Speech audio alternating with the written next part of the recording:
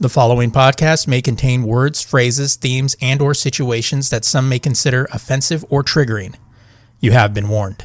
What you want? What you want?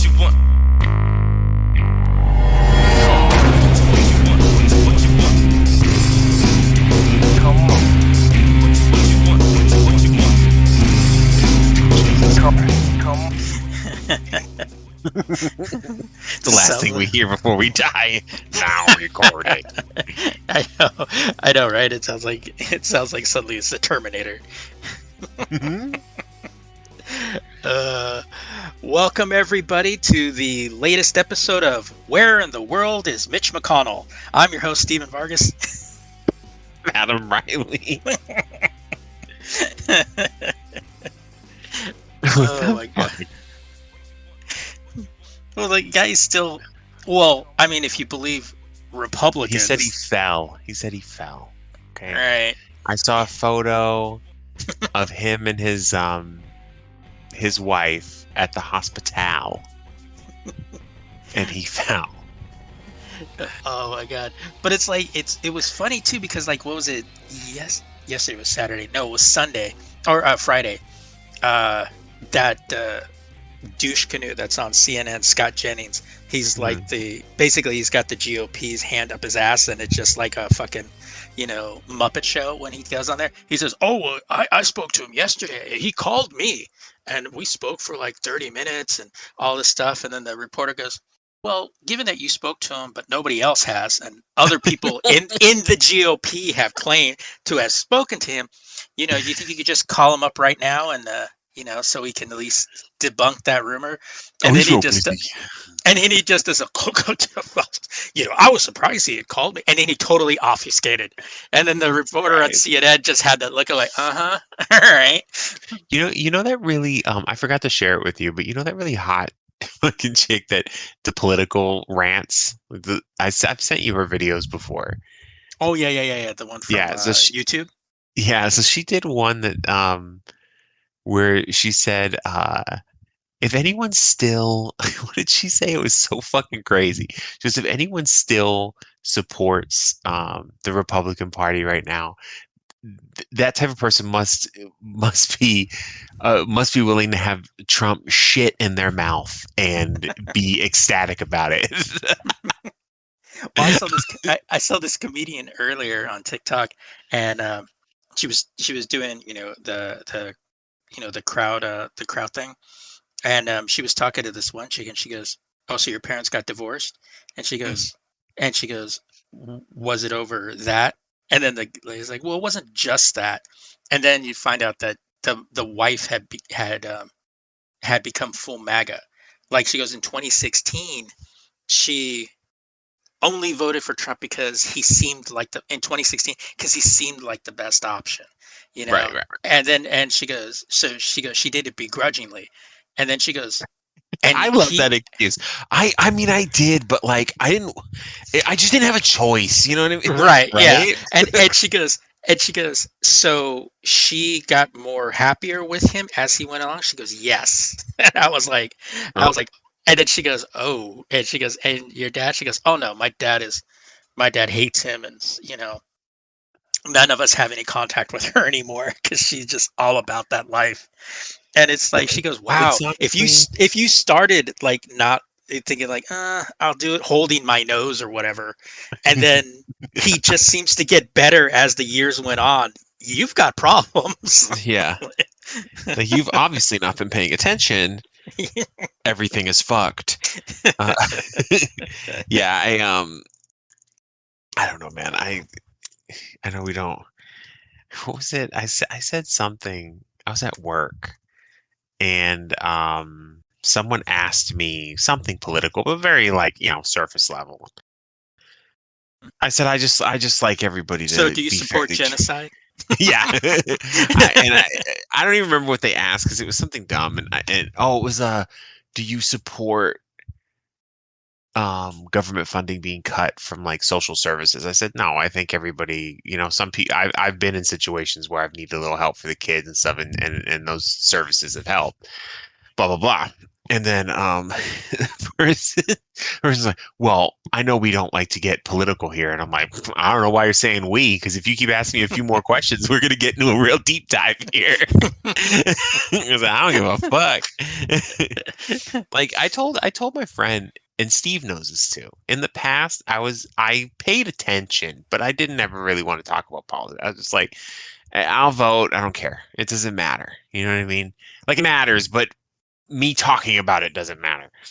And then it all went fucking upside down. And I was like, fuck me. Like, Jesus. Like now it matters, I guess.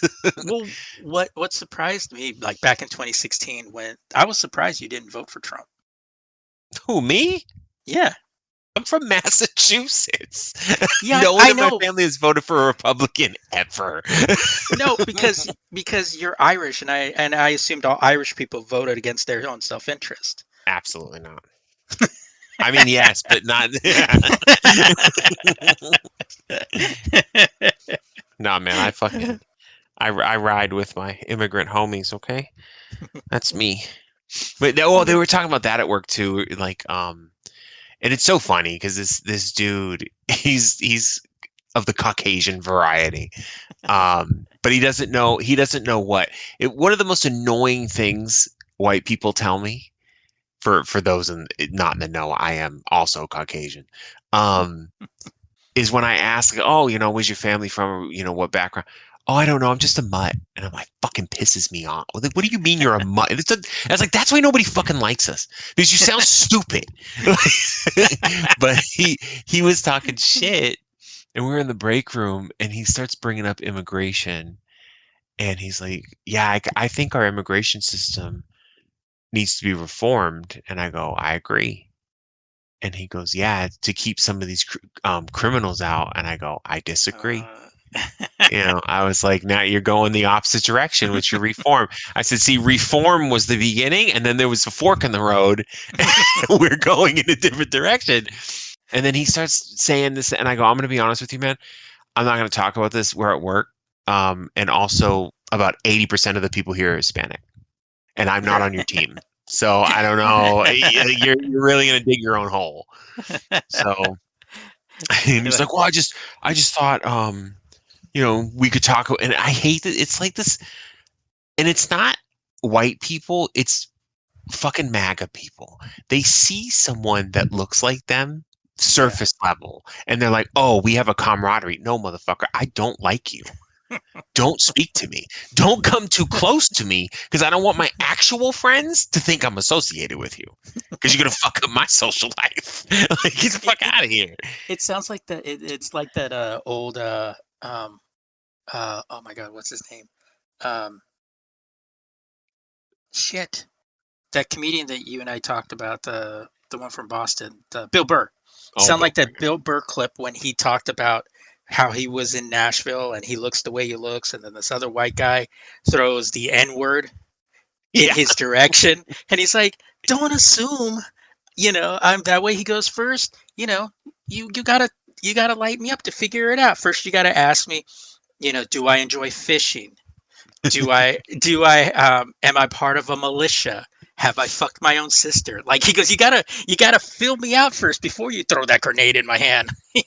Well, the worst thing about those people too, and they every type of person can do this, where they create a monolith of something visual. You know what I mean? Like, all Right. Hispanics are this way, all black people are this way, blah blah blah. So the worst part about it, though, is a lot of times it's white people doing it to white people, and it's like, Why don't white crime?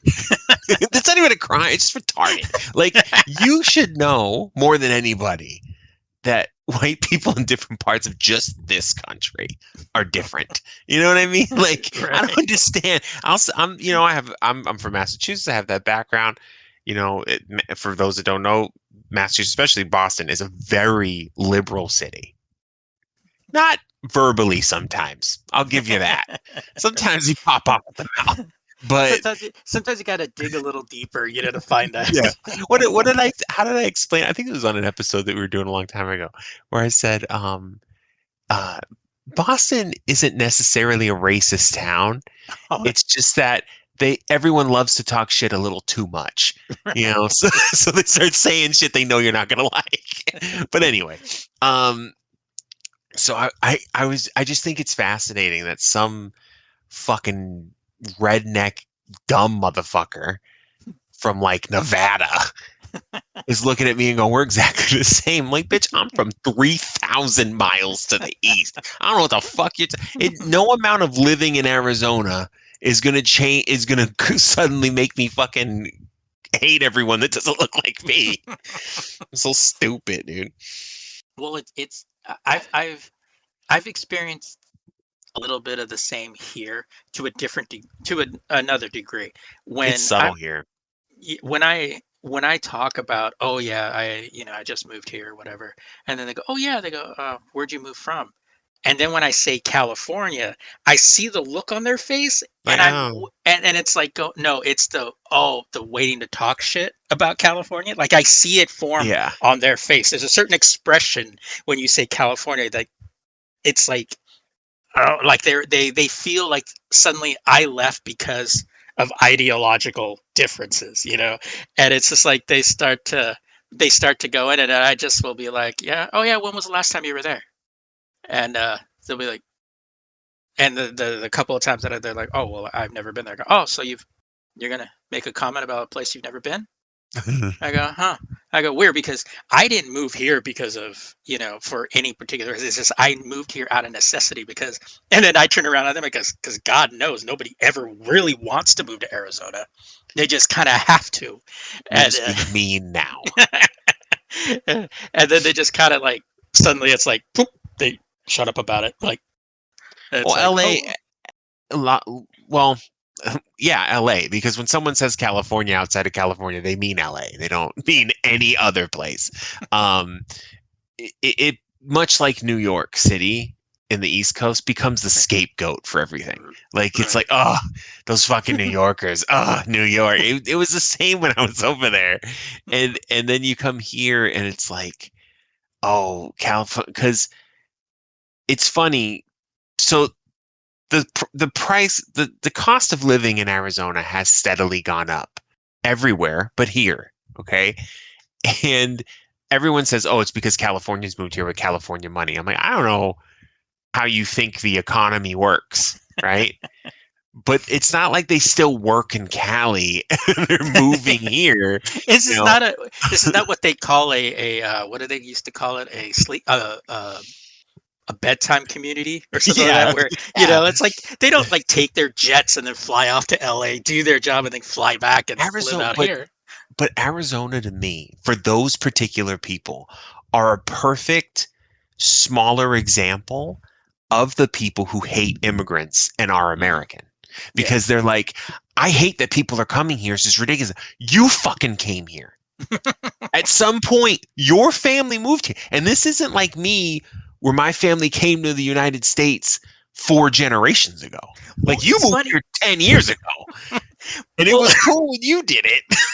it's funny though, because like, when you use the argument of like, well, actually all of you people are immigrants, and then they go like, no, no, we're not immigrants, we're conquerors, there's a difference. And it's like That's not going, a flex. I know, and that's what I say too. It's like going, that's not the flex you think it is, Not because at only the that, you didn't conquer shit. yeah. Oh, you came here with muskets and these guys had bow and arrows. Oh, okay, that's like taking a knife to a gunfight. Or It's like, the argument, oh, well, Native Americans, they're not actually native. They were immigrants too. And I'm like, uh, there was no one here. Like, it was empty. They were here first. Like, it it's reminds just, me. the Go ahead. arguments are just funny to me. Yeah. There's grasping at straws to the point of insanity. Oh, it's like that old Eddie Izzard bit when he talks about colonizing India. And then he's like, and we, the British Empire, are here on this land that no one has ever been to, excuse me, has ever been to before. And it really is like that, where it's like, it's like, you can't colonize us. We've been here. He's like, yeah, but do you have a flag? Excuse me. Remember that shit? Yeah. Excuse me. See, I claim this land. So stupid, dude. But it's just bizarre with the way some of these people get like it's just the logic they or yeah, the illogical stuff they use as logic, and you're just kind of like that doesn't really help your cause here, dude. I think that the biggest issue with it for me, like we obviously can't go in the past and change anything that's happened, right? Hmm. And every culture has done bad things, they've done good things. I get it. Colonization was a horrible fucking time in humanity, and a lot of people got the fucking short end of the stick, and it just happened to be people that weren't fucking white. They got Right. fucking shafted all across the world. What we need to do in modern times is deal with our modern world and modern problems with the context of the past. I get really fucking annoyed when, like, for instance, downtown Phoenix, they'll have like Native American festivals, and it's dope. They'll be selling food, and they got the doing the traditional dances and stuff like that. I've gone to a couple of them. They're fucking lit, and it's nothing but fucking happiness when you're over there. I've Yeah. I've gone there with some friends. I'm white as snow. Everybody's fucking nice to me. Everyone's like, oh hi, how you doing? Oh, do you know what this is? It's fucking cool. You know, it's basically like an art thing because they have Right. all their art and stuff, and I love it because I come with it. I come to it with respect. I know that these people were here way before whoever the fuck claims it now. So we show respect. You know what I mean? Right. But God, fucking, you'll always hear, "Oh, I wish these people would get the fuck out of downtown. It's slowing down traffic." I'm like, shut the fuck up. Like, you sound so stupid, and it pisses me off that every time someone's saying this shit, they look like me. Every fucking time. I'm like, God damn it, man. I'm having a good time trying to eat my Indian fried bread, and I'm trying to look at the dances and shit, and you fucking yakking. People gonna side eye my ass when I'm over there. And I'm just trying to have a good time. I Well, suggest you go to one of those if they pop it when it's not hot. They don't have them during the summer, but they're fucking dope. I went to one of those. I think I sent you a picture. I went to ASU, and they Yeah. had the pow pow. Oh Uh, yeah. yeah, they had that thing, and I got invited to go, and so it was at ASU. Beautiful campus, by the way. Mm-hmm. You know, and when we were on the car right down there, I was looking at some of the buildings. I liked the new architecture, and I go, "Oh, I like that building." And one of my cousins go, "It looks a little too much like California." And then I go, "Yeah, it does have a certain sense of style." Yeah, first of all, Arizona's modern architecture is all from Franklin Lloyd Wright and his fucking Brutus style, which is just a bunch of fucking cubes. So no one here should be talking about architecture. You see some of the newer buildings, they're moving away from it, and thank fucking God. Because if you go down to downtown Phoenix and you just look like down the street, it's just a bunch of cubes. Like it's so Yeah, fucking boring. and yeah, and it was like, but like, going over there, there were a lot of Hispanics and Indios and those and everybody there. But I saw Yeah. quite a lot of white people down there, and there everybody's getting along, and I go, see, this is it. Like, How it's supposed to be. yeah, it's like this is how it's supposed to be. Like we're supposed to, everybody's like, but some reason, people get their stick up their ass and just like, it's like, all these, but the way they frame it, like it's, if you're saying like, oh, too many people move here or too many people live here and it's so crowded, that's one thing, because I can say that about like LA and stuff like that. It's like, oh, there's too many people here. It's like we got to thin this out. And then I'm not saying genocide is the answer, but Okay.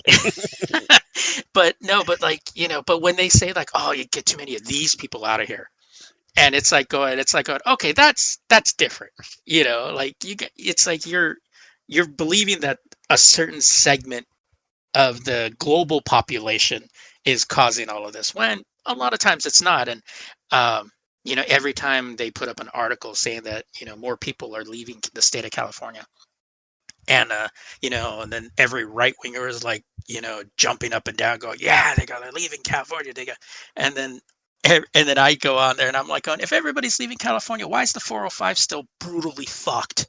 Like, Yeah. it's like give me a fucking break, and it's It's plenty. There's always been people coming and going from yeah, California. There's always been people coming and going from Arizona.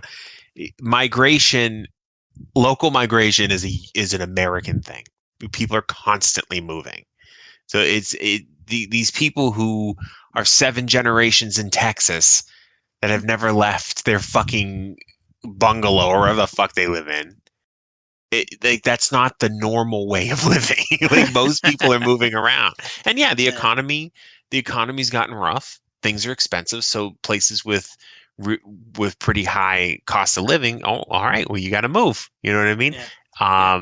It is what it is. Nothing you can do about it. That's one of Well, the reasons why we moved here was because it was expensive as shit to live in Boston. yeah. I saw this list of it was, of all 50 states, and it had like the most expensive uh states to move to, or moving to these cities might not be a good idea, and in the top 10, Arizona was number 10 of the cities not to, that would probably be a bad idea to move to in 2026. Hmm. And and and I've been talking about going to Colorado, right fucking in the middle. Yeah, as It was like, Colorado always is.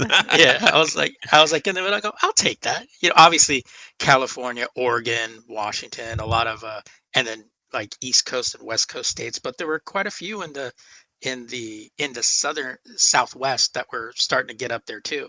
And I was like, and I go, yeah. So when I hear people complain about like, oh, California's so expensive, and then complain about the prices here, it's like, you know what? You're not that much cheaper than LA. I mean, gas. Well, it used to be as far as gas was, but Yeah. until we keep opening and closing the Strait of Hormuz, uh, it fluctuates. But uh, I don't know, man. It's just I don't I've gotten to the point where people who think along those lines, who are so fucking tunnel visioned and can't handle learning something about a different culture or accepting that there's going to be different. Fuck off. I don't want to talk to you anymore. Like I just can't. I took a fucking inventory of my friends and family, and there's no white people. I don't know where they went. They're all gone. It's all Hispanics and Asians. That's the only people I hang out with. And it wasn't like a conscious choice. You know what I mean? It's just like, I don't know. I talked yeah. to my mom the other day and I'm like, this is the only full white person I ever speak to. It's my own mother. And she was annoying me. I'm going to be honest I think the name Karen slipped out once or twice. and complaining on the fucking on the fucking phone. I don't want to hear it. But uh, but yeah. so for people listening, I experienced my first dust storm today, um, which I thought was an urban legend, a myth, kind of like that Right. the earth is round kind of thing. Hmm. Hmm. Um, well, it's because I had been hearing about this for like the whole time I've been, the last 7 or 8 months that I've been here. Oh yeah, when summer hits in the monsoons. Oh, and the dust storms. And then I was like, and then I like on the news are like, we could potentially get this. It's like every other week we could potentially get this. We could, and it's just like, well, we did we? And it's kind of like, you know what? I'm kind of feeling the hype, but I'm waiting for the letdown. You know? Yeah, that's the thing about it is they're kind of unpredictable. Like they'll be like, we think it's gonna happen, and then nothing happens, and then you won't hear shit, and then all of a sudden, hey, there's gonna be a massive dust storm in 20 minutes. Just want to let you guys all know. Like what? Well, yeah, because like I heard about it since like Wednesday about like, oh, thunderstorms are coming in, and like they said, oh yeah, there should be this prediction model of this big old thunderstorm should be roaming through the Phoenix area, in through Glendale, through at around 4 o'clock on Sunday. So like 4 o'clock on Sunday, I'm looking out the window, go, I don't see shit, you know, and then then I all of a sudden my phone just went into that siren mode, going Yeah. dust storm warning, and I told my cousin, I go, I go, that's not real. This is all fake news. And she goes, and she's all, oh no, it's gonna out. I was like, yeah, whatever, And so Fucking just me, bah humbug in July over here. exactly. And I came to my room and I'm chilling out, I and then can see Steve dramatically throwing his hand in the air. Ah, fucking. I was doing that shit that what's his name from Don't Be a Menace to South Central. When he's swinging his arms and he's doing that dramatic scene where he's like, ah, and he's like swinging his arms around, acting all like that was me. That was me throwing shit around, and then I'm like laying in my room, and then all of a sudden I hear Steven, and I go, what? She goes, I gotta show you something. And then I was like going, oh, pray, please, I'm kind of silently praying she doesn't have a bat to beat the shit out of me with. And I, I go out there, and then I just see that like cloud coming over. She goes, there it is, and I was like, oh shit. So when I ran, grabbed my phone because my sister was asking me about it, and then so I look, and then I started taking a video of it. And as I'm taking the video, I go, oh, and I found the angle where the sun was setting, and like the normal clouds, and then you just see the dust cloud kind of slowly covering. I was like, oh, that was the best visualization. And then all of a sudden, I'm like, okay, I think I better get inside because my eyes are starting to get Yeah. pelted here. Yeah, when it's that wall of sand, it's called a haboob. It's an Arabic word, I think, because it happens in the Middle East. You said boob. Yes, I did. But yeah, the reason why you get the fucking DEF CON alerts is because when it blows over, you can't see. So they tell everybody you need to pull over and you need to turn your lights off. Because if you leave your lights on, people will instinctively drive towards you because they think you're the lane. Oh, right. But yeah, and it usually passes you in like 15, 20 minutes. It Yeah, kind like of it did. sucks though when it's hot out because you're sitting in the car like, fuck me. And you can't roll the windows down. Yeah, because my cousin and her boyfriend go, oh, my car. They had to run out to their cars to roll their windows up because they keep their windows a little down, to let that Yeah. heat out. And Mhm. they're like running to the car to roll up the windows, and I was just like, it got darker, but it didn't get like a full on. But then then after that, it was just then we see the trees start blowing, and Yeah. I was like, oh, all right, and then it just turned out the rain came after that, but it was just a light drizzle, so it didn't really Yeah. mount to It's much. funny because I just ordered and received today an umbrella. Um, Now, an umbrella is usually not needed in Arizona, but when you ride the bus to work every day, there are moments, Mm. brief moments, where if you ain't got one, you fucked because it'll just get dumped on, especially when monsoon season coming up. So I got I got one called the Quiver because you attach a Did you quiver. It's order it? Did you order it from Adam and Eve? no. Yes. No. The case that it slides into is a quiver, and then I attached it to my bag, so I'm like, yeah, I'm fucking ready. People, and it's funny because everyone in Arizona will make fun of you. They go, why do you have an umbrella? It's fucking. There's no rain today. Next day, it's fucking pouring buckets on everybody, and it's like, and I ain't sharing this fucking umbrella. Get the fuck out my face. You walking by with your umbrella, looking at everybody screaming, go, ha, who's the bitch now? Then last time it poured, it was last year. And I mean, all the streets in Phoenix were flooded. Like it poured and it rained for Right. like an hour, which is crazy. And the problem is that it never rains here. So the ground's so dry that when it does rain, even the dirt is like concrete. It's not absorbing the water. And so it was pouring, and I was at work, and I was walking to the stop, and at this point it started drizzling, but it was still raining pretty good, and there was a girl that was also crossing the street, and she was like freaking out because let's be girls freak out. I don't know, she's fucking panicking because it was raining, so I just gave her my umbrella.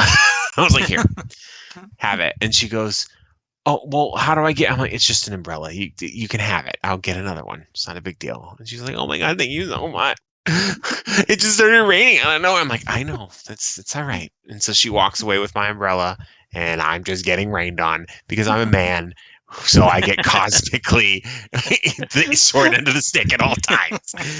Oh my God! Thank you so much for doing this. Impregnate me now. Right. You're like, oh well, if I have to, okay. Well, what did I tell my kids? Because I just saw the movie Obsession, and I'm not going to get into it because I don't want to spoil it. But even though everyone's pretty much seen it except for Steve, Yeah. it brought up something that I told my son. So I have two sons, but one's gay, so we left him out of the conversation. But I told my Hey, son. hey, hey, hey, get out of here. This is a heterosexual conversation. Okay? That's right. I told my son, I go, always remember that being nice to someone should never have a stipulation that they owe you anything. Mm-hmm. And that being nice isn't points that add up to attraction in return. Right. And he goes, okay, Dad, I know that. Why are you telling me? A movie really moved me. All right. I just want to make sure that we got this under control here. All right. And I want to teach you another lesson.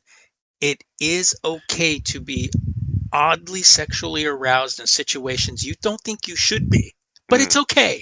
Just keep it to yourself. You know what I mean? Like, you don't announce it to everybody. You excuse yourself and take a deep breath, you know? Exactly. Don't do like Steve does, where he just whips it out and just kind of, and then he gets restraining orders, and then it's just complicated. I will say briefly though, I did see Obsession. Everyone's talking. I don't need to praise this movie. Everybody's talking about it. Everybody's talking about how great it is. I pre-ordered the fucking Blu-ray only because Blu-rays are like fucking rare now. I didn't want it to sell out, but movie was amazing. Everybody's acted their fucking ass off. It's just funny.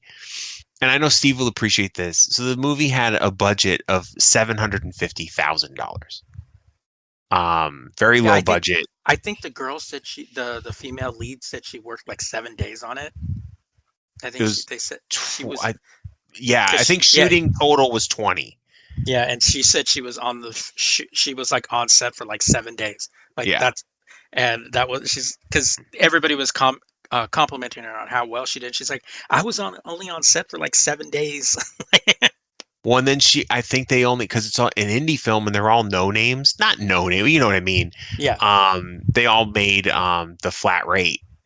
yeah, So this movie has made over $400 million. It's now the highest grossing horror film in the 21st century, which is crazy. Because like I'm like, Jesus, on a shoestring budget like that. And I really appreciate it because Hollywood has been chasing trends a little too much the last few decades, and they make these billion-dollar fucking movies, and everyone wants a Marvel movie. Everyone wants a fucking Endgame, yeah. you know, and it's just money getting wasted left and right. If you just focus on making a good story and with people with some talent, you will make a significant profit.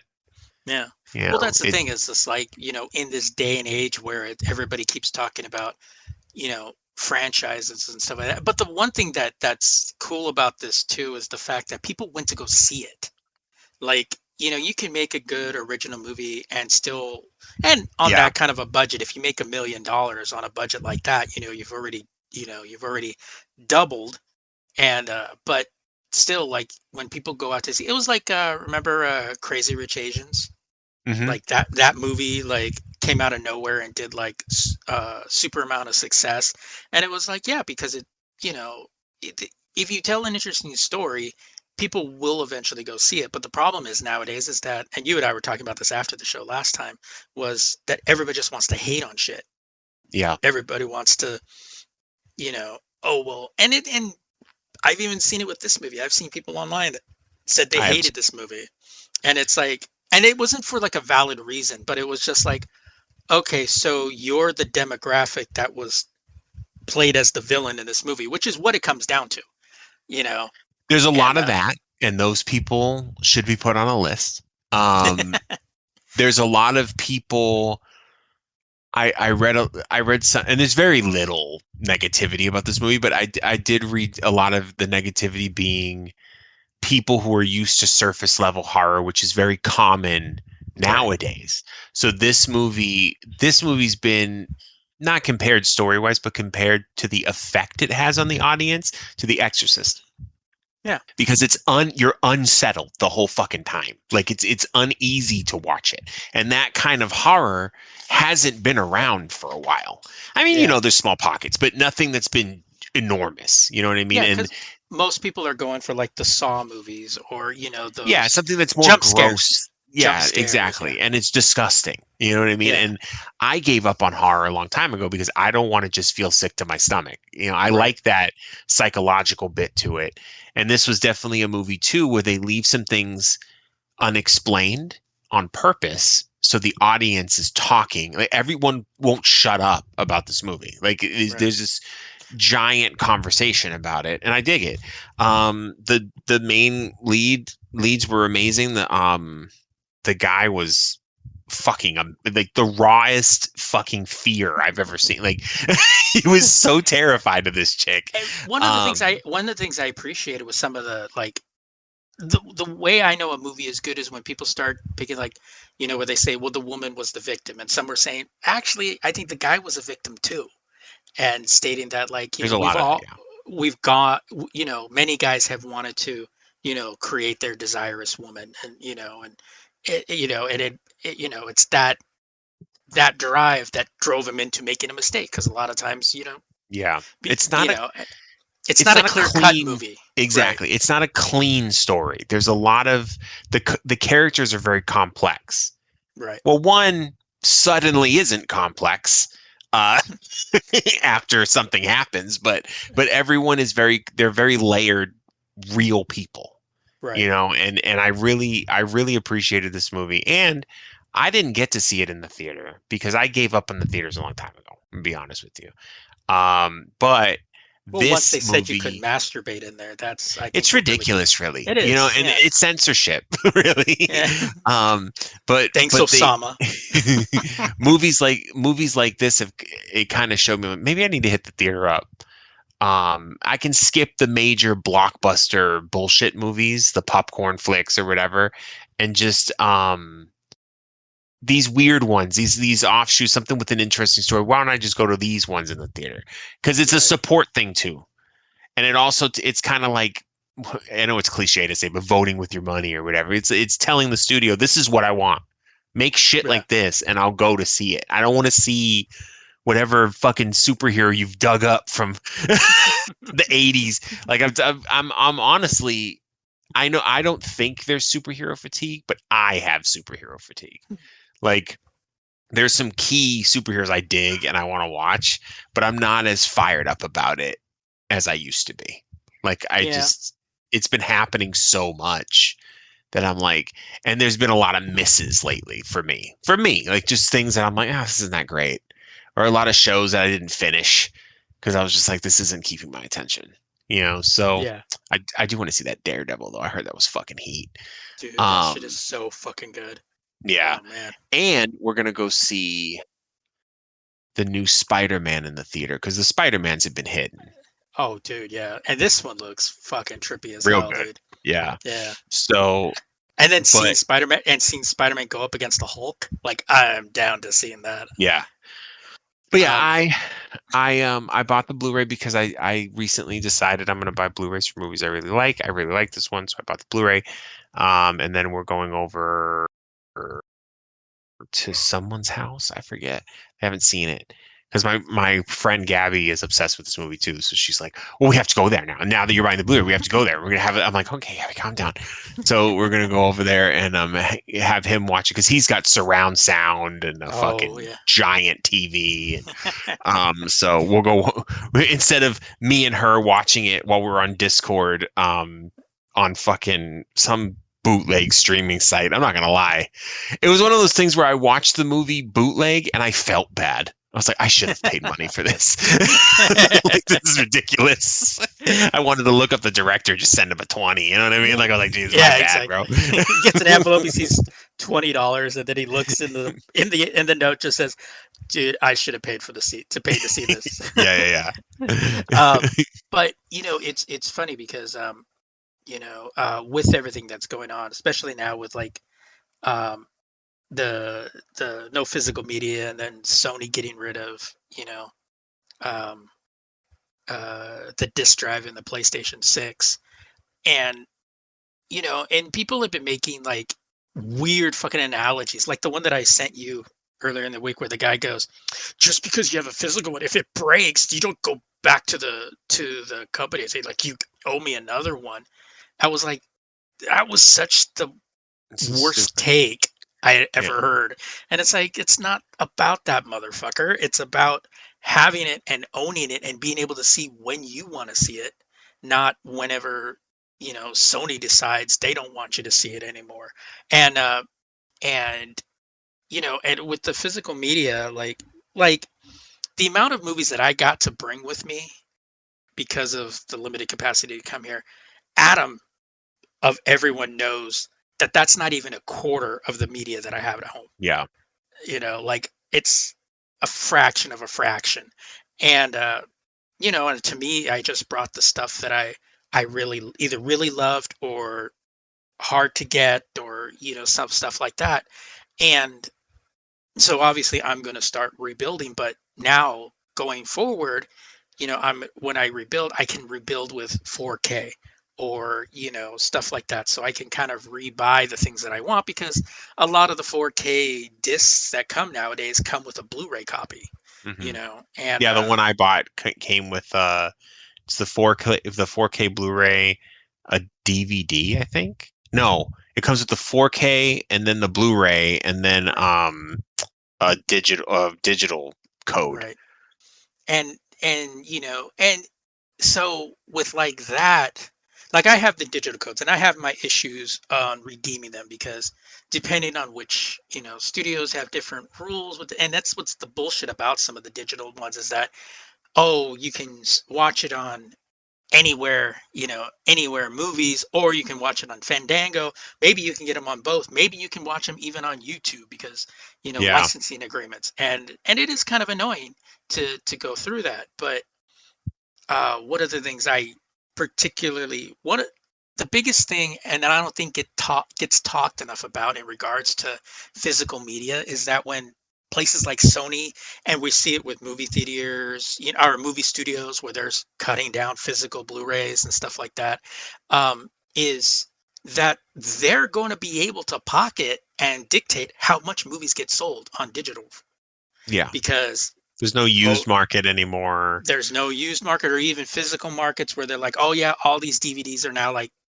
$9.99, and you can go and pick up a bunch of Blu-rays. And the same thing with the gaming market, GameStop, and all those kind of places. There won't be a market for those things. And I've heard some people saying that they're, or said, claim to have. I don't, because obviously I don't know if they have, but where they canceled their PlayStation Plus, and some people are using this article about how canceling your PlayStation Plus isn't going to motivate Sony to change. It's not going to motivate them to change. And but the thing is that so basically what they're saying is it's not going to make them change. So don't fight it. It's that kind of thing. Like Yeah. like, well, you know older men have been having sex with younger age girls, and it never was a problem before, so why should it be It's not now? gonna change, Steve. Yeah. It's like, God damn it, I wanted to. No, but they're saying that they're trying to use that argument of basically saying it's not going to change, so don't bother with it.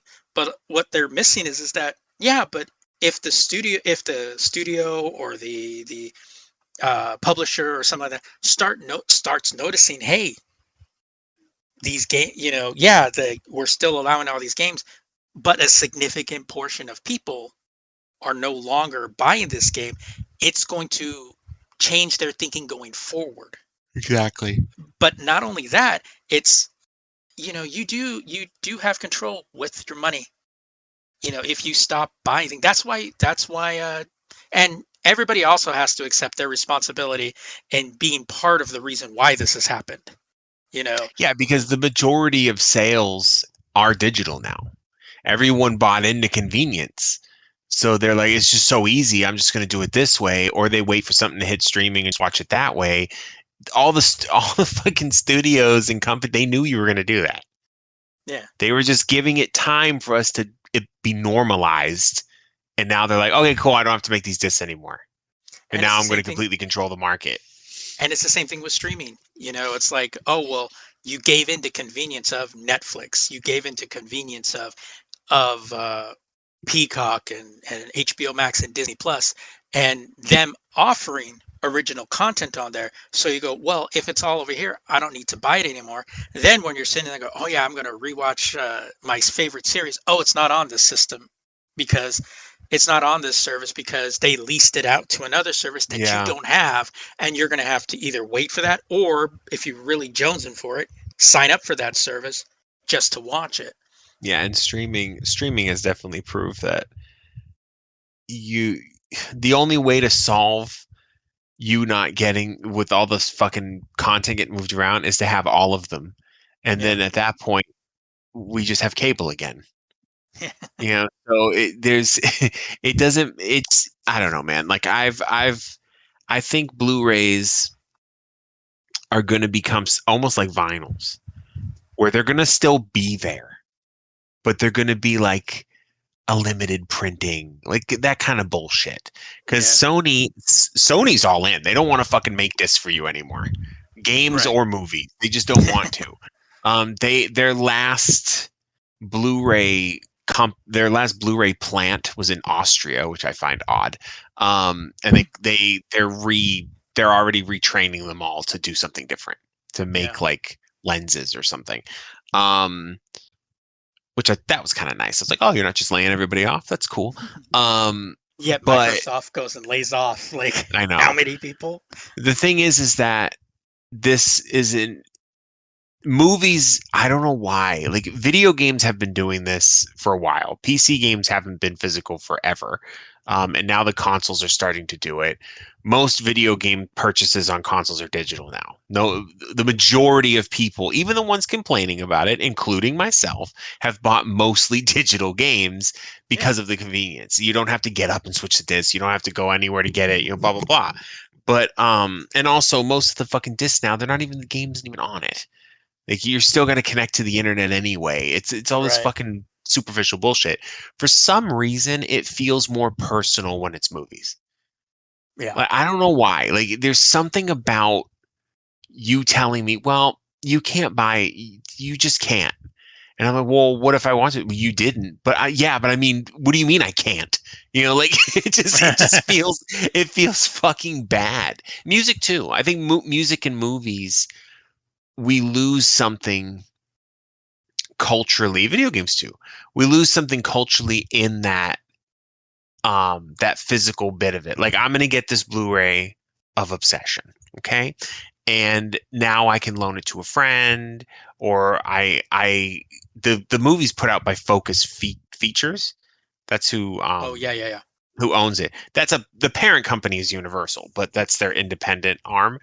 I didn't know the parent company was Universal at the time. So I go, well, I don't know how long this is going to be on streaming because a lot of these indie flicks, now this one probably because it was big, whatever, but a lot of these indie flicks, they come and go. They get Yeah. moved aside, and then you're like, you'll never see that fucking movie again.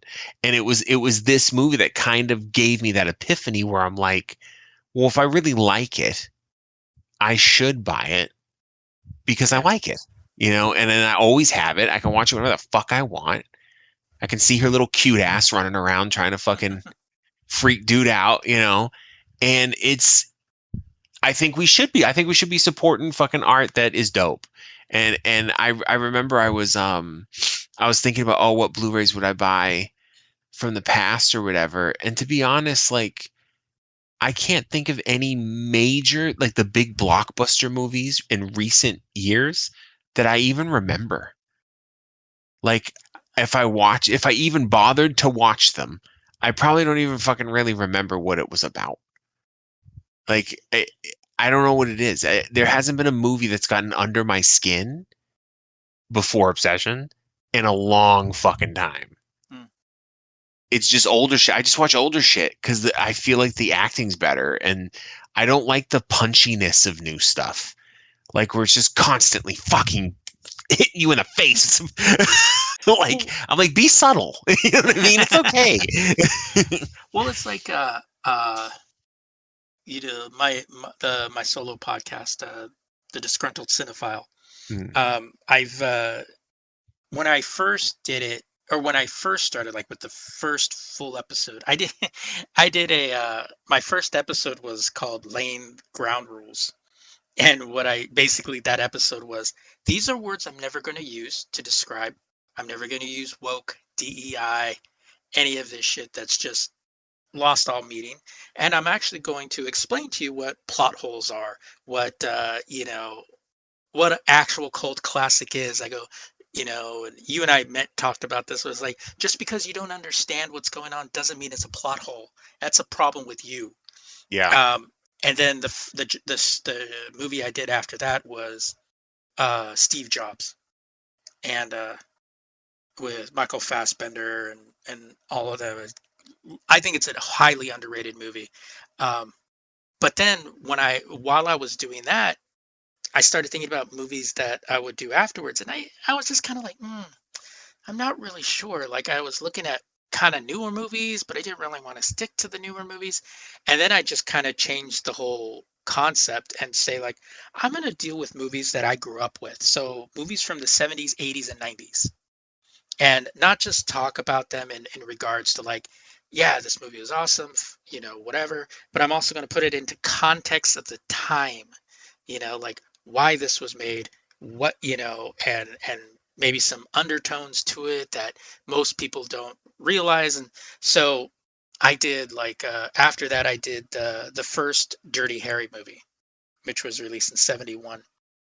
Mm, And I picked that up a couple of weeks ago, or no, a couple of years ago was the first time I actually saw it. So this was a rewatch.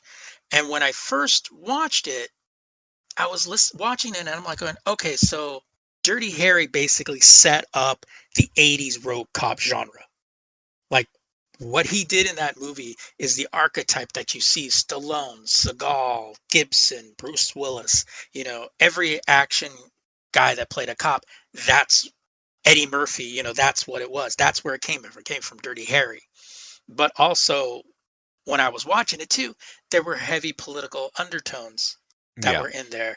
You know, conservative cop who thinks that I can't do my job with these new rules, and then the DAs, it's like, well, you didn't do due process, so this guy, the charges aren't going to stick, or you didn't read a Miranda and stuff like that, and how the new laws got in the way of the old cops. So I've kind of started doing that, and then I did just recently.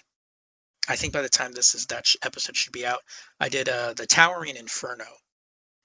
And when I remember watching that, made in like the early 70s, and it's a disaster movie. It came after like Poseidon Adventure and all that stuff. And when I was watching that movie, I was reading it. I was looking up to say like, you know, like what where did this come from? And I noticed that it was based off two books.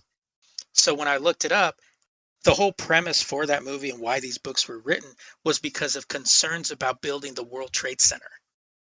Because this was Mm, at the time where they were being built, and you know the World Trade Center was like 100 plus floors, and they said, and their big concern was fire. Like how are fire departments going to you know uh put out these fires in these tall buildings when their ladders won't reach, you know, and stuff like that, and helicopters. And of course, the movie was made in San Francisco. So you have, you know, winds and all other variables that play when you're in San Francisco. yeah. And so it was interesting. And one of the books was actually supposed to be the same kind of tower, but taller. And in the book, it was built several blocks away from the World Trade Center. So it was actually kind of interesting. I was like, oh, okay, so that's where this came from. It didn't just come up of like, hey, let's have a disaster movie, you know, in a big building. There was actually undertones to it, or real life events that happen. So that's kind of what I've been doing. And when I get the physical media and I watch that, sometimes I'm lucky and I get uh, uh, extra features, so you can get like audio commentaries and stuff like that. And to me, when I told people in the 2000s when all the DVDs were coming out and they had all these commentaries, and people are like, "Yeah, I wanted to go to film school." You don't need to go to film school. I mean, it would help, but listen to audio commentaries on DVD. That's like film school right there. Yeah, Because that's something I'm excited about with this fucking Blu-ray. yeah, because you'll hear some of the tracks will be the director and writer and the commentary saying, why they motivated this, how they shot this, how they did that, and it's really cool with that stuff, especially if they go full blown with it. Because I have some, what was it, Black Hawk Down. I had I really liked that movie when it came out. It didn't do well because it was like right after 9/11, and so I got this 3-disc set that they came out with, and it was the movie. The second DVD was like extras, but in the main DVD, you had the commentary with Ridley Scott. You had it with one of the writers that wrote the book about it, and then you had some of the actors, and then like uh, uh, the photography crew and how they achieved some of those shots. It's really, really cool. Like that's one of the reasons why I've always liked physical, especially if it's a bare bones movie like Roadhouse. I'm not going to spend $50 for the complete set for it, because to me it's not that kind of movie. Yeah. I mean, it's got Patrick Swayze. That's all I need to see. A shirtless Patrick Swayze. That's all I need. I'm good. Like I don't need any more than that. But if it's a movie that I particularly like, that really kind of grabs me and really pulls me in, I'll buy the DVD with all that extra shit. Because to me that's interesting, because it's like, oh, this is a good movie. I want to know how they made some of this stuff. And for me, it's still always kind of gotten my passion for that, of being able to watch those movies and then dig deeper and find out cooler stuff that I find from, the people that did it. One thing I like about the director for Obsession is he's only 26. Oh Um yeah.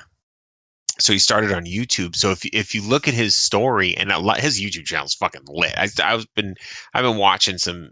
He has some short stuff, a lot of comedy too, just really good stuff. And I like it because it's Gen Z getting a chance to have a voice. They're Yeah. doing something. They're starting to be the ones that are moving and shaking with art and stuff like that. And I dig it. I love that shit. I loved it when it happened, when it was my generation that started doing it. Well, there Now was you're gonna a get some old heads that don't like it, but yeah. whatever. Well, that's like when you see like the old movies in like the 60s and 70s, where you see movies like Easy Rider and Five Easy Pieces, and a lot of those types of movies, is that those are those are boomers that are making counterculture stuff that the old heads don't like. And Yeah. then you had the 90s where the indie films came up, and that was a lot of Gen X, and then you had into the 2000s where you started to get the millennials in it. So yeah, it's going to have its voice, and old heads aren't going to like that shit, but you know what? You're not meant to. But there's Yeah, like it's not that for you. that's what the movie that came out called Backrooms, I think. I want to Um see that one too. I'm waiting for that yeah, to come out on Blu-ray, and I'm gonna pick it up. and because that was a YouTube short. That And was an internet meme. Like it was just a fucking it was like a well, we used to call them creepy pastas, but oh yeah. it was just like a fucking an internet trend for a while. And then everyone started making these cool videos about it. My son was fucking so into it. Like he was like, the fucking backrooms lore is crazy. And it's just people making it was weird to watch um almost like a mythos be created while you're in it. You know what I Mm, mean? Like it yeah. wasn't something I heard about that happened 20 years ago. Like I was hearing about, and then the next week there was new shit. I was like, what the fuck is going on? And it's a really cool it's like the fear of liminal space, and it's a real cool concept. My son saw it in the theater, and he really liked it. And I've been waiting for the Blu-ray. I don't know why it hasn't dropped yet, but whatever. But yeah, Backrooms and Obsession get talked about a lot because they're the same kind of horror made by young people. Because I think the director of Backrooms is like 20 or something. This is fucking ridiculous. These kids are out here doing crazy shit. I love it. Well, it's funny too because you know, certain things creep people out differently, and so like a lot of millennials and people like that, they grew up on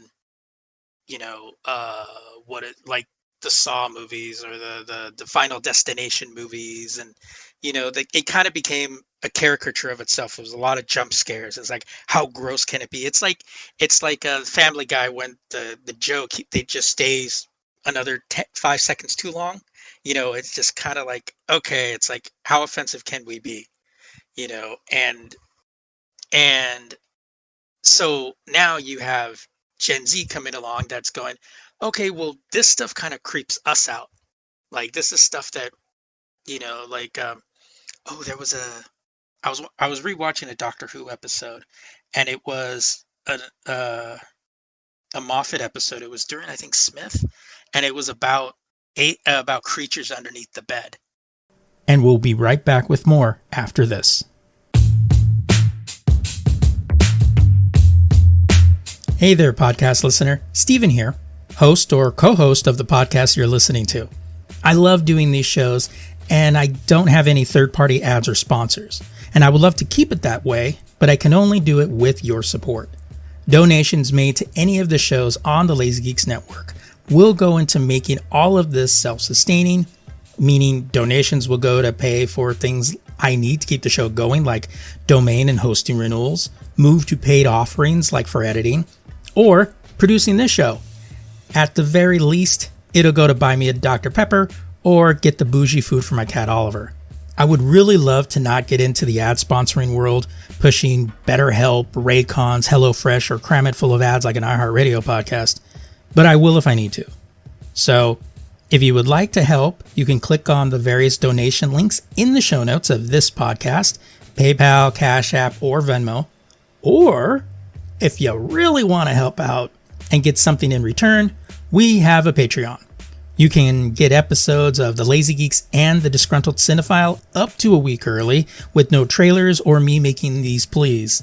You can get these for as little as $5 a month. You can click on the link in the show notes to go sign up. Oh, and please note which show, or multiple shows if you're nasty, that you're donating to help, and I will give you a shout out on the next episode of said show. And Patreon users will get a shout out on both shows at the beginning of every month. So, thanks, and now, back to the show.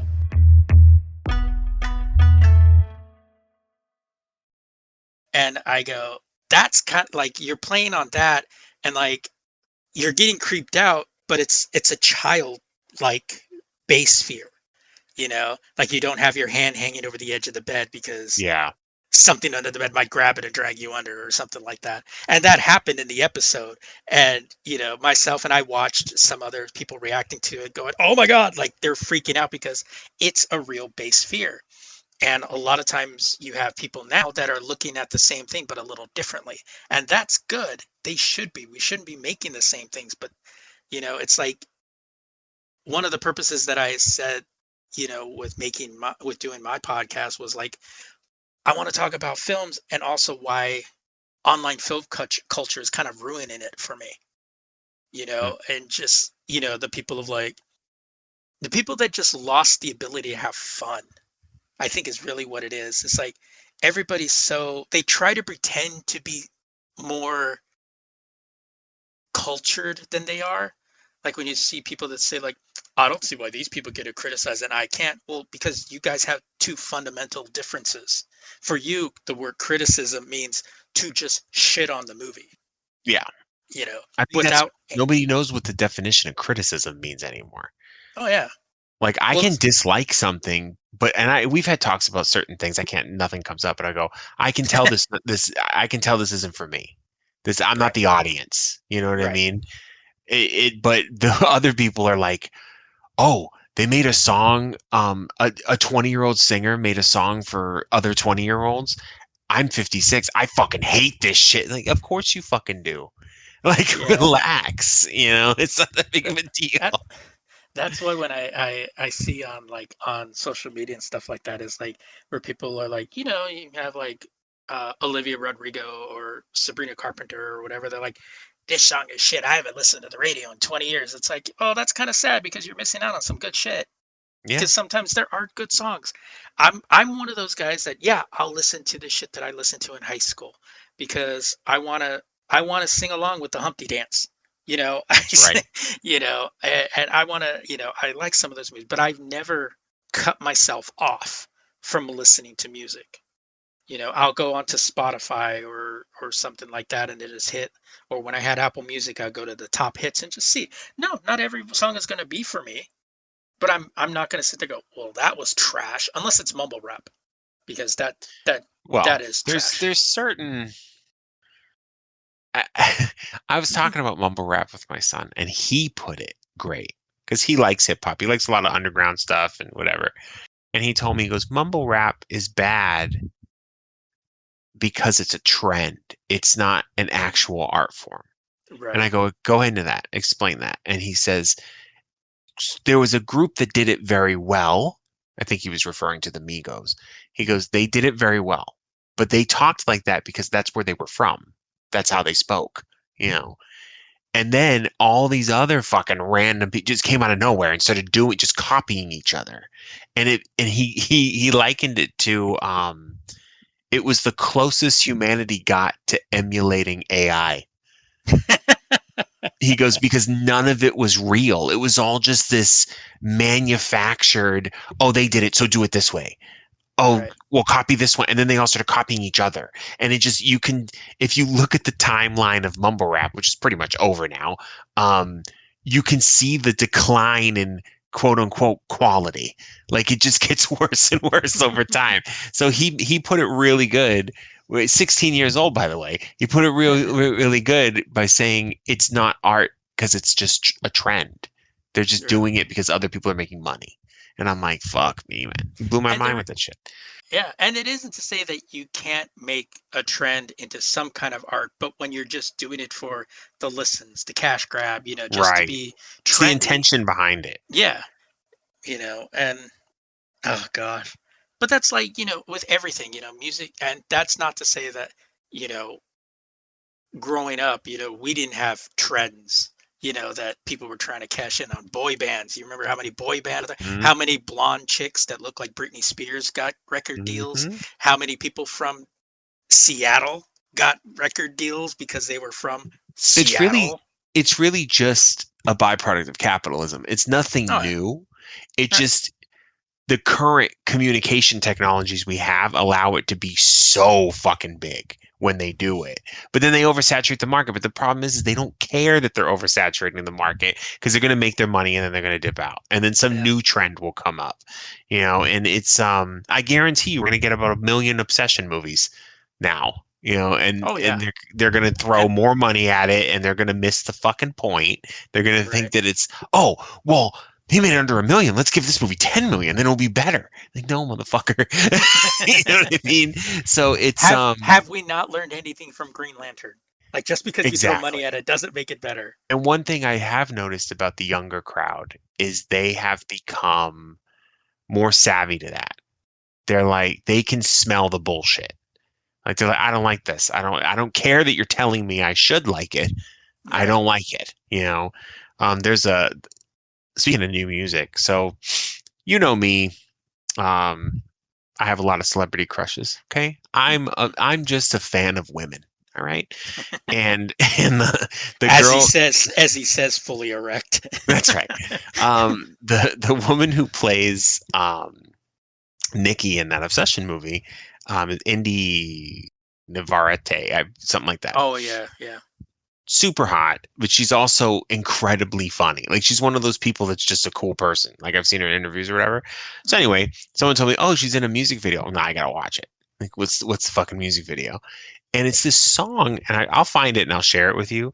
It's from a guy I've never heard of him, and it's like at first I'm like, oh, this is like a sad boy music. Like it felt like emo music. But then I'm like, well, hold on, let's slow down and not be so quick because emo doesn't exist anymore. So let's let's hold on. And I'm listening to the lyrics and it's so the guy is like 6'7" and he's really skinny. He's like that lanky kind of dude. Yeah, And Slender Man. yeah. And the whole song is about body dysmorphia Mm. and how he doesn't feel like he belongs and so, and I'm like, this is a really interesting fucking song. You know, Right. and then of course Indy's the one who's like, you're fine, you're perfect the way you are. She also eats a piece of watermelon in the beginning, and people in the comments are like, I've never wanted to be watermelon so much in my life. I'm like, guys, get outside. All right. Get outside a little bit.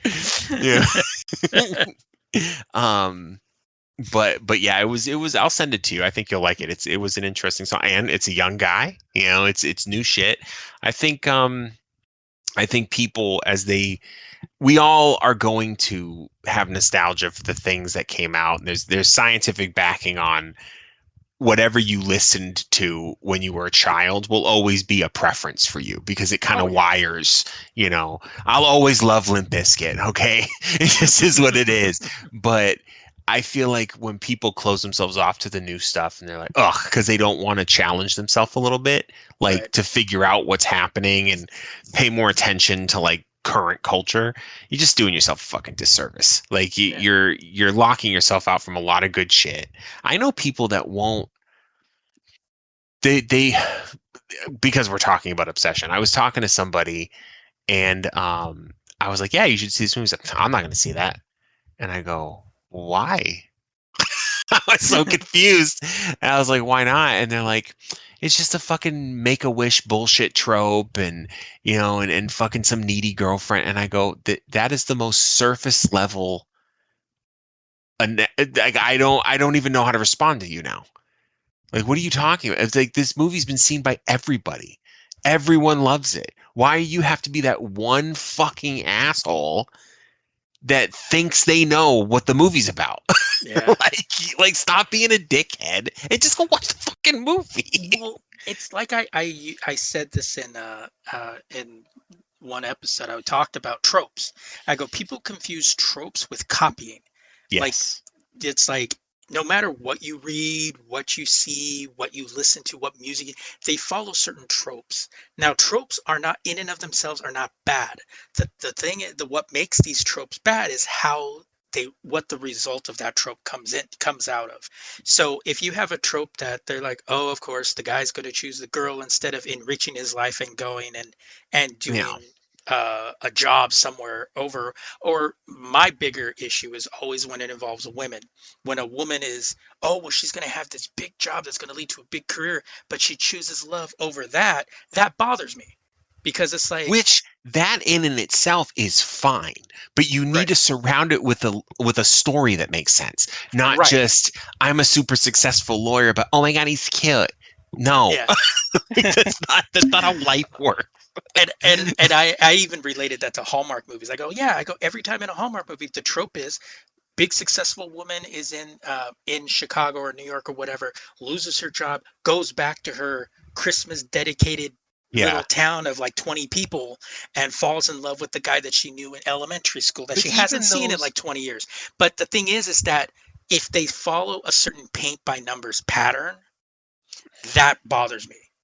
It's like and even those there's movies, the Hallmark movies, they have their place. You know what I mean? Like, yeah, no, y- I watch them all the time, but it's one of those things where I watch it and sometimes I go, that was kind of cute. I like, oh, that fucking annoyed me. Although I found one that was both annoying, but at the same time, it had Brandon Routh from that Superman before Henry yeah. Cavill. Yeah, So we're and I saw. watching. So I was like, going, okay, we're stuck here.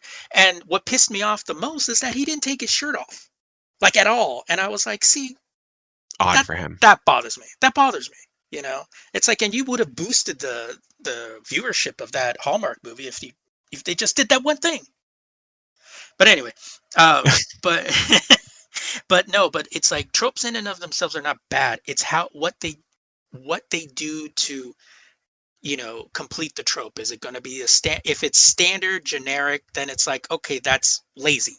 Where it's just like, okay, well, if you do this and then it leads to this, okay. But then again, there are a lot of other factors in it. Sometimes the actors can sell it. Maybe the director sells it, but and too many people get caught up in this copy thing. Well, who did it? There's one reaction channel that I watch, and I hear the one guy say this, oh, I wonder who did this first, because they watch movies randomly. So it's like, well, who did it first? I go, that doesn't matter, because whether this did it first or they did it first, because you're trying to interlink that they copied or borrowed. No, it's a trope. And Yeah, I think because obsession has a trope. Okay, there's a MacGuffin in the fucking movie, and the guy makes a wish for something, and so it's the wish gone wrong. yeah, Fucking trope. It's the monkey paw, yeah. and even the director said he wasn't inspired by the original monkey paws. He was inspired by the Simpsons episode. But he's Gen Z. That's total Gen Z right there. Yeah, Yes. that makes sense. But it's the spin they put on it. It's the retelling. It's what's going on around it. It's the character. Like, yeah, you could have just simply said, "Oh, he made a wish, it went wrong, and now zany things are happening." But it's the depth of it Yeah. that is going to get you. And if you're just basing, "Oh, I'm not going to watch this because it looks like it centers around a trope," you ain't going to watch anything, because Yeah. most, like, I remember when I told somebody a long time ago, I go, most, like, a lot of movies are based off of Shakespearean style storytelling. Yeah, there's So only you'll a finite amount of stories you can tell. exactly, all you can do is make a spin on it. But, Yeah. like, there's been so many Taming the fucking Shrews and Hamlets, and it's been nonstop. I was telling my kids Right. today, because my girls were out there watching, and as they should, they were watching 10 Things I Hate About You. Mm. And I was explaining to Ava how it's Taming the Shrew, and she was very fascinated by that. And I go, yeah, because the bard was spitting, so they just retell his shit over and over again. Right. But that doesn't mean someone can go, 10 Things I Hate About You's trash because Shakespeare did it first. Like, what the Yeah, fuck? I mean, think about Clueless. Like, Clueless was a retelling of what was oh shit, I totally forgot. I know it Um was the something, but I don't remember what it was. yeah, hold on. I'm gonna Google it real quick since it's right here, right? Uh Clueless was retelling. Uh oh, that's not it. Uh oh, Jane Austen. Emma. Emma, yeah, was a retelling of Emma. We have so many movies out there that have done Pride and Prejudice. It's just that sort of thing. And yeah, and some work out well, others don't. And I think too many times, like, some people were talking about media literacy, and you know, like, this one writer said he got shit from Elon Musk because this one science fiction writer believed in his personal life, believed in unions, but Elon Musk said he never expressed that in his writing, so obviously you're lying. And people are like, All right. okay, like, he's like, yeah, because you're a capitalist. Well, one, because there's a surface level content. If you just read, not everything a person writes, is everything they believe. Like, perfect example. What's his name that did the Avengers? Joss Whedon. I know he's a canceled guy, but Joss Whedon Is is he? a Oh no, yeah, he is. yeah, Yeah. yeah, yeah, is a known atheist. Yeah. But in in the Avengers, Captain America said, and this was an argument. I heard this. I remember reading this, when Captain America says, "There's only one God, ma'am, and he doesn't dress like that." And Because Captain people, America's a Christian from the 40s. exactly. And it's like everybody's like, "Well, Joss Whedon is not. What is he, a Christian now? Because he wrote that." It's like, going, no, the People character would say that. people are retarded. Yeah. like, like it's it's everything surface level. And Yeah. and I saw, maybe I'm obsessed with obsession, but I'm going to use it again as to make my point. And can you do Um, this? Can you do it this time without masturbating? no. Um, Okay. This is um, America. I forgot. that's right. Some people, every time someone says this is America, I think of that fucking South Park episode. I thought this was America. He's getting dragged out of his house. Um, some of the negative people have said that the movie is not scary, and we touched on this before, or that it's too slow. I'm like, the movie's 100 or it's an hour and 49 minutes. um, but a lot of the negativity is centered around media literacy. Is that they want? Oh, that's my point. I'm sorry. So the movie leaves a lot of things open ended, so we could discuss them. Like there's a lot of theories and stuff like that, but some people they don't want that. They're like, the movie should explain what's happening, and I'm like, dude, Right. you're watching it from the perspective of one character. He doesn't know that, Right. so why would we know that? Like Well, those. the entire movie's from the perspective, literally from the perspective of one person, except for maybe a combined 45 seconds out of the whole fucking movie. You know what I mean? So Right. and they really kept true to if he isn't aware, then you're not going to be aware. So I don't get why you didn't see that. It doesn't make any sense to me. Well, yeah. I mean, it's the same people that want the movies explained to them are the ones that don't like Christopher Nolan movies. Like Yeah, Inception is the biggest one. I still It haven't seen that. it's a great movie. It is a bit of a mind fuck, but one of the things is at the end of the movie, there's no definitive answer because the question, the last question is basically, is it real or not? Yeah. And because the film doesn't technically answer it, there were a lot of people that left the theater pissed because they weren't spoon fed the answer. Yeah, people So aren't used to having to think and make their yeah, own choice. They just want someone to tell them. They want them to and tuck them in, tell them. yeah, pat them on the head and turn out the Yeah. lights for them. And but like me and I saw it with my brother Patrick, Peter, all of them.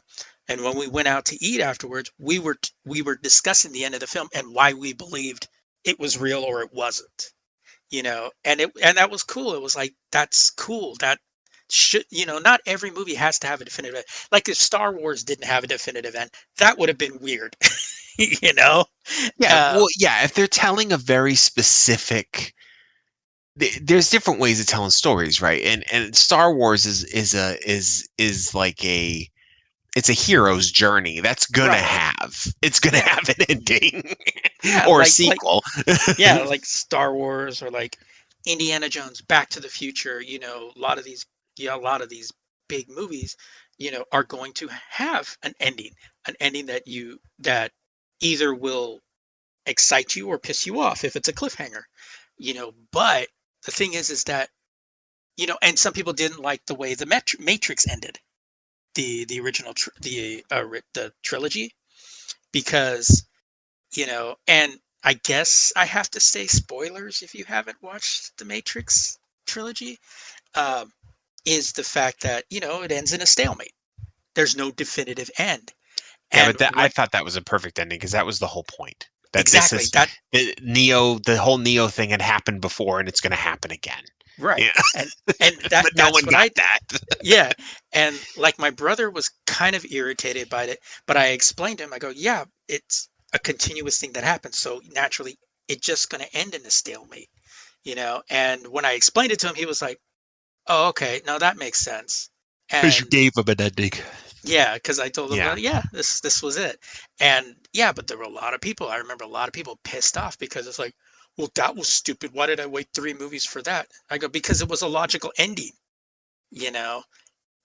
So yeah, it is. There is this surface level. Like you can have a movie that has undertones and has uh uh. Let me take Dirty Harry for example. Because if you just watch the movie as just a regular movie, it's a good fucking movie. But if you actually go and you go like, oh, you listen to the arguments, you take the fact that the killer was based off of a real person, and all these other little things that kind of come in there, you're like, oh, there's an additional layer. But you don't have to have that additional layer to enjoy the movie. And Yeah. I think that's kind of where we are. If you're superficial, like uh, uber liberals and MAGA conservatives, they just see what they want to see. They'll enjoy it. But if you actually have a brain and you listen to it, and you're like, oh, that was interesting. That's interesting how they do that. And the next movie I'm going to do is I'm going to do the sequel, Magnum Force. And one of the things that I thought was really interesting that most people won't get is the fact that in the first movie, Harry Callahan hates the system that he's working with. Like he hates the way the judicial system works in this movie. But in the sequel, he's up against a group of cop vigilantes that if bad people get off because of the law, they'll just go vigilante on him. And he's the one that ends up having to fight them. Yeah. And it's like he's defending the law he actually doesn't like. And there's just one line towards the end of the movie that kind of just goes like, okay, he goes, yeah, you can't do that. And they're like, but you're telling us, this is what you do. He goes, but not be judge, jury, and executioner. He goes, yeah, the law sucks, but until they make a better one, this is the one I'm going to go with. And one of the big lines that he says in that movie is, everyone knows their limits.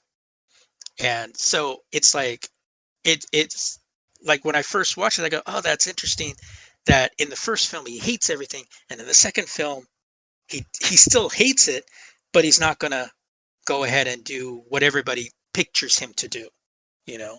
And so it's stuff like that. Is like, and it's still, if you take that stuff and you take it from the without the first movie and you watch it on its own, it's still a good fucking movie. Yeah. Like he delivers. But I think sometimes when people go like, I don't want to think in a movie, it's like, I get it. Sometimes you want that. And Sometimes you there's want to movies just, for that. yeah, that you can watch, or TV shows that are just comfort food and you can just sit there and Yeah. just watch. And it's like, there's nothing wrong with that. But if that's your whole life, your whole life story, that, Even if it is your whole life story, that's fine too. But don't hate on movies that confused you. Like right. if you're not stupid, but if you're like the simpler things in life, that's fine. Whatever. Go watch football or whatever the fuck it is you're watching. But just I don't know why I don't know why football's catching strays, but you know what I mean. Um, uh, that's my biggest issue is there is so much out there that I dislike. Okay, there's all kinds of music and movies and whatever. That doesn't necessarily mean it's garbage. It's just not for me. Yeah. Now, there is music and movies that are universally considered trash, and some people still like those. Yeah. I love Howard the Duck. It's a horrible movie, but I love it. Hey, but it does see that, like with that, I've always said that even in bad movies, you can find something that something to the movie that's positive. Like something you go like, Yeah. actually, I like that joke. Actually, I like that scene. Actually, I like that scene where Leah Thompson's in bed. You know, Hey, and I like the and song too. Quack, quack, quack, quack, quack, quack, quack, quack, so quack. for me, I can find a redeeming quality regardless of how low I have to go to get there.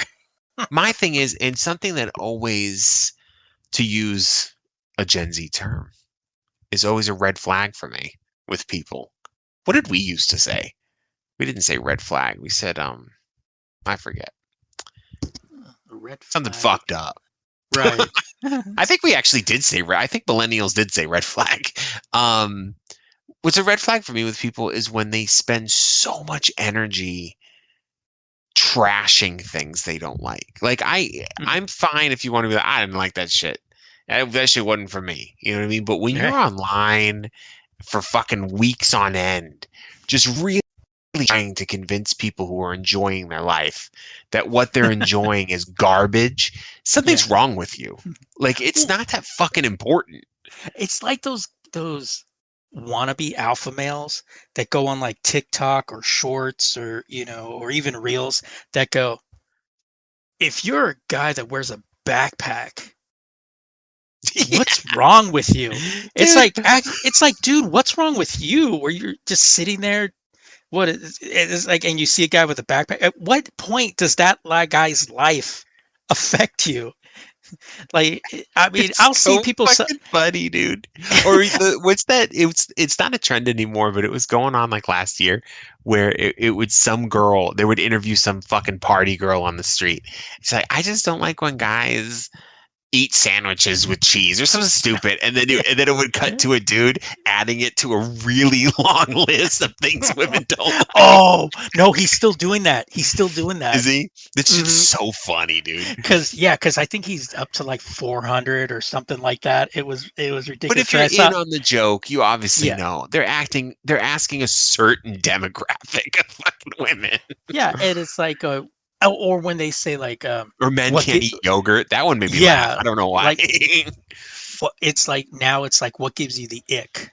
Yeah, yeah, the ick. That's what it's called. Yeah, it's like the guy. I don't know. It's like, I mean, when the guy eats his sandwich with the crust cut off, it's like, Yeah. really, like, It's like who gives a fuck? Like it's just like, stupid things. you're just like, I don't like. What's a ick for you? When a guy slurps Jello, like that's just like an ick. It'd be Yeah. like, what the fuck is wrong with you? You know what's an ick for me? Women that say ick. That's an ick for me. Yeah. I get after my friend Gabby, she'll go, ugh, and I got the ick. And I'm like, I'm not one of your girlfriends. You're irritating me now. Like you sound like a fucking idiot. Like shut up. I was watching some older, because um I watch Christmas in July on Hallmark, because they have all their Christmas movies running through July.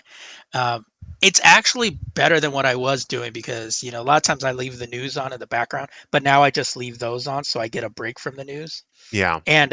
And there was one where this father is taking his daughter to their hotel room, and he goes, "Yeah," he goes, "you should see the town square. It looks pretty lit." And she goes, "Dad, you're 40." And he's like, You know what's funny is I still say that, "Oh yeah." and people go, "Aren't you a little old to say lit?" I'm like, I've always said that, and they're like, I'll run into that a lot. I think it's because Gen Z or even younger, they'll pick up our slang online, Mm. and like I remember I said dope one time. I go, "Oh shit, that's pretty dope," and my kid was like, "Okay, you don't have to use R." I'm like, What?"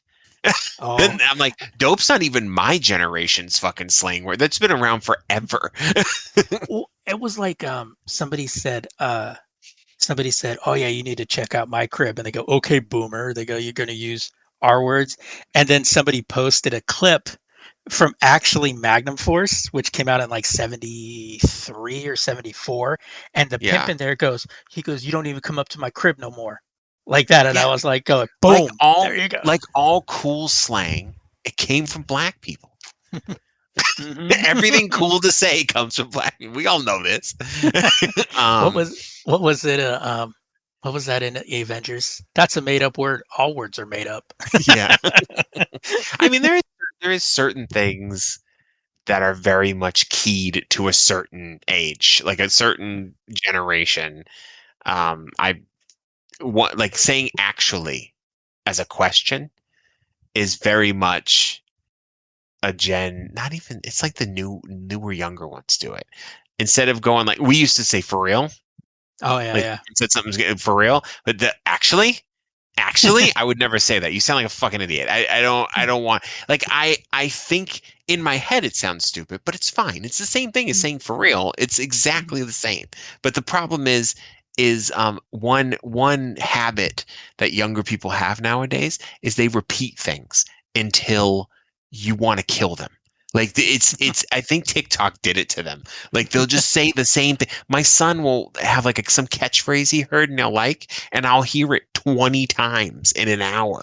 And I'll come out into the next room. I go, if you say that one more fucking time, I'm going to hit you so fucking hard. You're going to forget how to speak. You're What driving me nuts. what I like to do sometimes, especially when it's like the younger crowd, and they say shit because sometimes like I'll be like, that's not a word. What are you doing? Um, but they'll say something, and then I'll say something from like I'll reference movies from like the 80s and stuff like that that they don't understand, and then they're like, and then you kind of laugh, and they're like, what? Why is that funny? And you're just like, you can't. It's like um, I when I worked at the game place, and this one chick, oh god, she used to just try to use slang to like say that I'm old or whatever. And then she said something and I laughed and I go, I'll buy that for $1. And and the other dude that was next to me, and he was a fan of RoboCop, so he just smiled and he started laughing. We both kind of chuckled and she goes, what? Because she wasn't in on it. So she's like, Yeah. what? What are you guys laughing at? Why is that funny? And we're like, you wouldn't understand. You're too young. Yeah. Yeah, they don't like it when it happens back to them. Now Yeah. they're not the cool ones.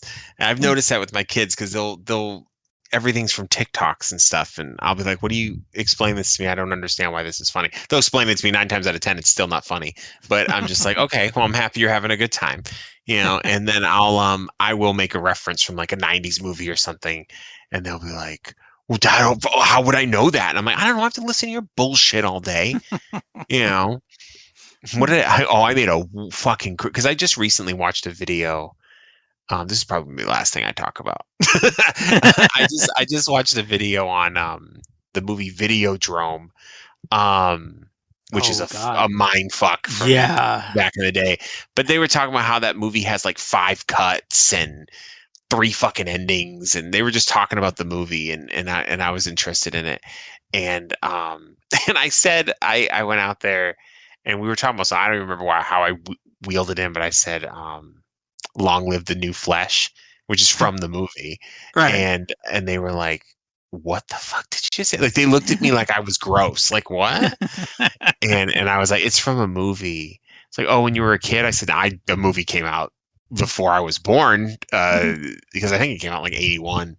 And I was like, "I was just watching a video about it," and my daughter goes, "Well, we need context, Dad." And I'm like, "Don't start this conversation because you're going to lose." um, I said, that could be yeah, a whole episode of a podcast just talking about dude. fucking Videodrome. But the last time I watched that, I was 8, and it fucked me up. I was like, "What the fuck?" I think I watched it because it was on cable, and I was still young. I was too young to see it, but yeah, that movie You fucked me watched up too. the edited version then. Yeah. There's like 5 versions of this movie. There's the theatrical release, there's the unrated, there's the 14 for US TV, there's the Mm, one that released in the theaters for the UK. yeah. There's all kind because when that movie came out, I guess the UK was going through some kind of like everything should be censored Yeah. moment. So they had to have a special cut, and I was like, "Damn, this is fucking crazy." The video is kind of crazy, and that movie's so gross. Like the body horror was on a different Yeah. level, Yeah. especially back then.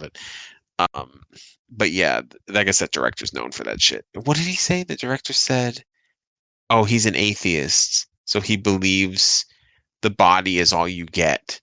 So to like um to fuck with it is the most horrifying thing." And I'm like, I mean, I get what you're saying. It was just really gross, man. Like, Translation. I thought it was cool. yeah, exactly. Trying to be deep and shit. But that's a good movie. But yeah, I guess Yeah. this episode was all about movies. Yeah. And go Yeah. watch Obsession. It's coming out on the Yeah. 14th. Okay, And and I guess talking about things that kids like 6'7". don't that right there. So thanks. None of my kids are that young. That's the generation they make fun of. That's the new ones. That's the new ones. I think Gen Alpha. I think that's Yeah, the next one. they don't have a name. That's why. Yeah. I don't think it will stay Gen Alpha. They're running. They can't keep going backwards. Because Yeah. it's Gen X and then it was millennials. Then they jumped up to Z, which I don't know Well, what the no, fuck they did it. because millennials is Gen Y. Oh yeah, that's right. We got a Yeah. special name, Yeah, but and then you Gen got Z never millennials. got a name. Wah. Nope. This is fucking Gen Z. But they're also, I think they don't have a name because they're the current generation. Because my generation's old now. We're You're the just one. consumers. You're the ones that you step off. You miss that bottom ladder. You're going to the hospital. That You bottom damn step on the right. ladder. We're the generation where sometimes you just sleep 2 inches wrong and you wake up and your feels like somebody's gonna kill you. Hey, fine. I want to die. Speaking of which, I just got my refill for my medication. We used to be young, Steve. Like, I know my mind. There's sometimes where I look and go. My mind goes, "You could still do that." Then my arm goes, "No, the fuck you are not." I have gotten to that point where like I'll jump off of something and then I'll land and it's fine. I landed, but my body's like, "Hey, bro, not much longer. All right, don't don't get used to doing that." Or like that Jason Bateman meme where he's like, "I can do that," and the the fuck you are. Yeah, for real. Oh my god, dude! The other day, my cousin called me and said that my plate for dinner was ready. I go, okay. I'm at my desk chair. I get up. I take 2 steps out of my room, and then suddenly my calf seized on me, and I was like going, oh! It's like Dude. that, and I'm just like, fuck, are you kidding me? I just got out of a fucking chair. Oh my god. I have my fucking I only get them in the morning, the Charlie horses and the calf, and it's when I Mm. stretch. Oh I'll yeah. stretch and I have to do these really tactful stretches now. Because if I just go crazy, I'm popping out of that bed going, fuck, fuck, fuck. The worst. I can't believe I'm saying this. The worst time I had a Charlie horse was I was in the middle of having sex with this girl. Man, And I remember, and I was on the bottom too. brother, you need to drink more water is what you need to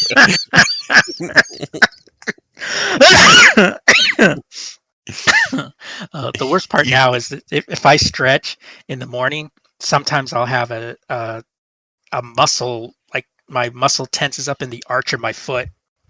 Yeah.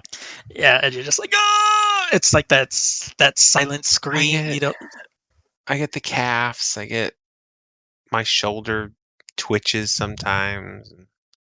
I'm just dying, really. It's like it's like really this is this midlife, and then your body just falls apart afterwards. Like that old uh what's his name, Louis C.K. bit when he's like talking about turning 40, and he goes to the doctor and he goes, yeah, you're gonna have to do this thing with your elbow now, and he goes, well, I've seen sports athletes, and the doctor goes, no, and he goes, well, yeah, if you just rebuild it. He goes, no, we're not doing that. No, This is just something you're just going to have to live with for the rest of your life. that's right. This is the age I'm at now. I'll see like a cute couple, like maybe they're in their early 20s, Mhm. and the girl's gorgeous, but she's Right. like just rapid talking and she's bopping all over the fucking place. And I don't notice the gorgeous anymore. I'm just like, Jesus Christ, she's fucking exhausting. Like, down. That's the age I'm at now. Yeah. I'm just like, I don't want to deal with that. You're no longer watching the excessive breasts popping up and down. Suddenly you're going, oh, I wish I could run like that now. Right.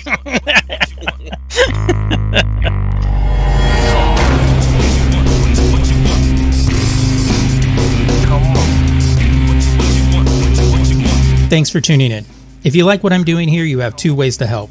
1, if you like to make this show self-sustaining, buy me a beer, or feed my cat his bougie food, you can make a one-time donation through either PayPal, Cash App, or Venmo. Check the show notes for details and links. Or 2, you can sign up for our Patreon. For as little as $5 a month, you can get early access to our episodes, as well as take part in polls and user suggestions. Head over to patreon.com for more info. If giving money isn't your thing, well, you can share us on social media or review us on Apple Podcast or Spotify. This will make the algorithm gods promote our show to an unsuspecting public. You can check out all my content, including our other podcasts, at thelazygeeks.wordpress.com. And you can stalk me on the socials, Facebook, Instagram, Twitter, Blue Sky, Threads, and TikTok at The Lazy Geeks. Visit the YouTube channel, youtube.com/TheLazyGeeks. And if you're old school and want to email us, do it at thelazygeeksnetwork@gmail.com. So that's it for me this week. Until next time, we're thinking so you don't have to.